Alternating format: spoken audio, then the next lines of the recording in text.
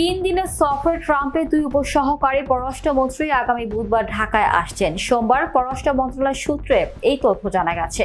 সূত্র জানায়, যুক্তরাষ্ট্রের প্রেসিডেন্ট ডোনাল্ড ট্রাম্প প্রশাসনের প্রথম প্রতিনিধি দলের এই সফরে বাংলাদেশের সংস্কার ও গণতান্ত্রিক উত্তরণ, ট্রাম্পের পাল্টা শুল্ক আরোপ, রোহিঙ্গা সংকটের সহায়তা এবং মিয়ানমারের পরিস্থিতি সহ ঢাকা ওয়াশিংটন সম্পর্কে নানা বিষয় নিয়ে আলোচনা হবে।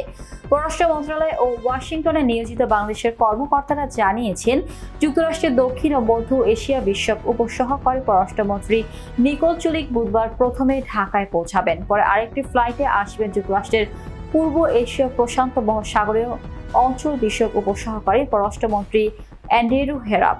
এর সময় অ্যান্ড্রিউ হেরাপের সফরসঙ্গী হিসেবে থাকার কথা রয়েছে মিয়ানমারে নিযুক্ত ভারপ্রাপ্ত মার্কিন রাষ্ট্রদূত সুশান স্টিভেনসনের।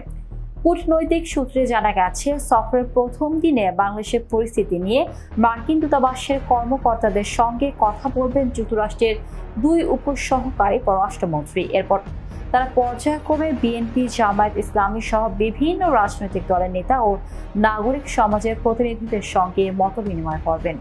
এরপর আগামী বৃহস্পতিবার যুক্তরাষ্ট্রের 2 উপসহকারী পররাষ্ট্রমন্ত্রী উপদেষ্টা মোহাম্মদ তৌহিদ হোসেন, জাতীয় নিরাপত্তা উপদেষ্টা খলিলুর রহমান সহ সরকারের জ্যেষ্ঠ প্রতিনিধিদের সঙ্গে কথা বলবেন।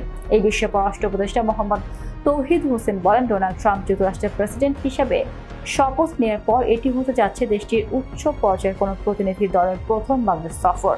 ফলে 2 দেশের সম্পর্কে নানা বিষয়ে আলোচনা হবে। প্রাসঙ্গিকভাবে ট্রাম্পের পাল্টা শুল্ক আরোপের বিষয়টি আলোচনায় আসতে পারে।